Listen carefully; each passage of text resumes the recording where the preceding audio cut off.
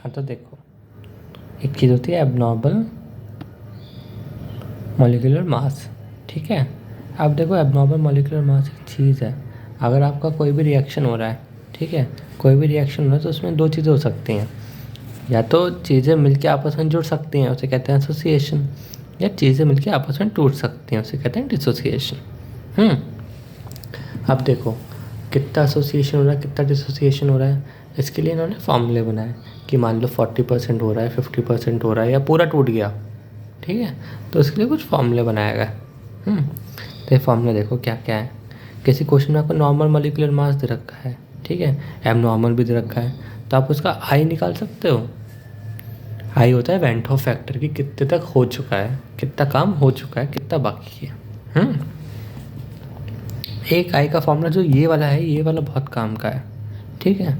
इसमें देखो आई कैसे निकालते हैं, number of particles after association और डिसोसिएशन अपॉन बिफोर, ठीक है, कि रिएक्शन होने के बाद कितने पार्टिकल हैं और रिएक्शन होने से पहले कितने पार्टिकल हैं, उससे आप आई की वैल्यू निकाल सकते हो।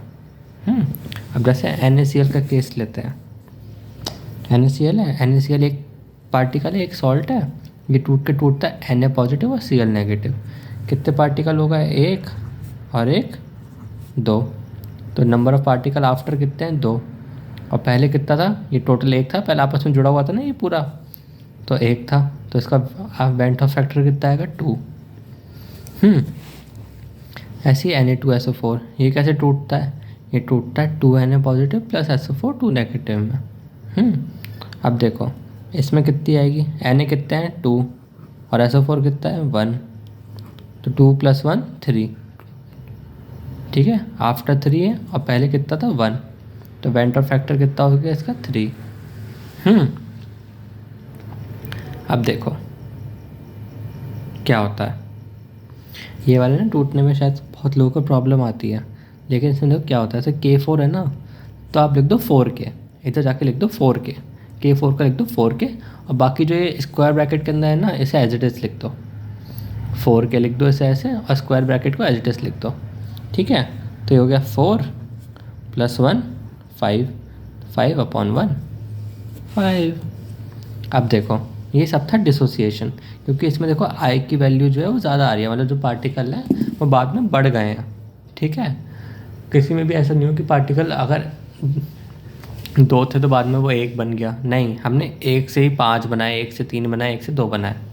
अब देखो इस वाले में देखो, इस वाले में देखो पार्टिकल पहले कितने हैं, जो आगे वाले नंबर होते हैं ना वो देखते हैं हमेशा, पीछे वाले को नहीं देखते, जैसे पीछे ये नहीं देखेंगे, आगे वाले को देखेंगे। यहाँ पे पार्टिकल कितने हैं, CH3COH2 है। तो बिफोर रिएक्शन कितने हैं, 2, और आफ्टर रिएक्शन कितना है, 1, क्योंकि यहाँ पे 1 है तो 1, तो ये हो गया 1/2। तो ये क्या चीज़ है, एसोसिएशन।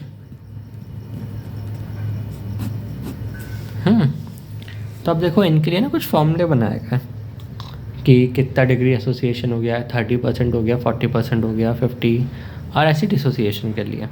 तो सबसे पहले आपको ये समझना पड़ेगा कि एसोसिएशन हो रहा है, डिसोसिएशन हो रहा है। तो उसके लिए आपको पहले रिएक्शन बनाना आना चाहिए कि रिएक्शन बन कैसे रहा होगा ये, कि उसमें एसोसिएशन का फॉर्मूला लगाना है कि डिसोसिएशन का। अब जैसे देखो CaCl2 है, इसमें आप बताओ एसोसिएशन होगा, डिसोसिएशन होगा, बताओ। CaCl2 टूटता है ना,